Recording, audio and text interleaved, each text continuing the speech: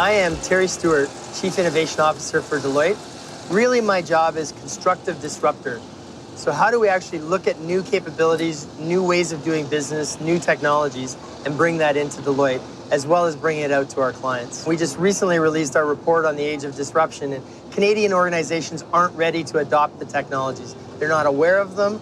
They're not building out organizations that are nimble and agile, and they're not investing in the technologies. The fear that I have of that is that our companies are going to get disrupted. It's really important to develop a program on innovation and disruption. So how do you build out your awareness? Have a sensing mechanism. It's not something that's going to happen accidentally.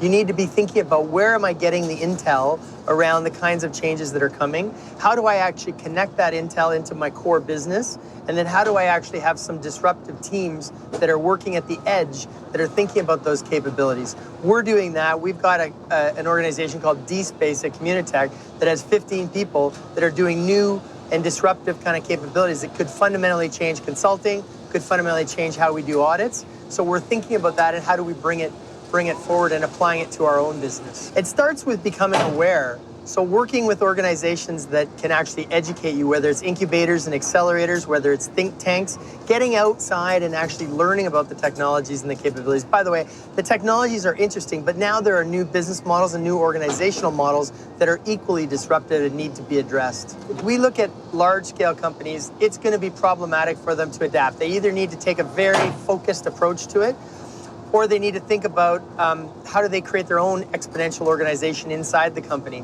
The reason we're doing experiments with things like crowdsourcing are to challenge our own norms. What are the orthodoxies that we have that we need to actually change?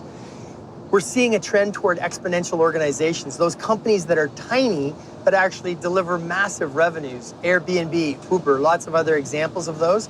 How do large-scale organizations create pods within their company that can actually do that? We think the future of work, most of the organizations are actually going to be smaller in the future, but they're going to make more money.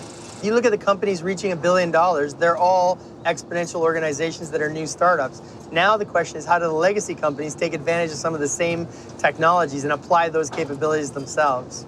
There are going to be a lot of challenges to employment. If you look at exponential technologies, AI, robotics, 3D printing, networks and sensors, they all have the risk of technological unemployment. So we need to be thinking simultaneously about how do we take advantage of them, but also, should we be taking advantage of them? What are the implications to policy? What are the implications to government? How do we prepare the generation of workers that got displaced for the next job that they need to do? All of those are interesting policy questions that we need to be asking at the same time as we're educating ourselves on the technologies.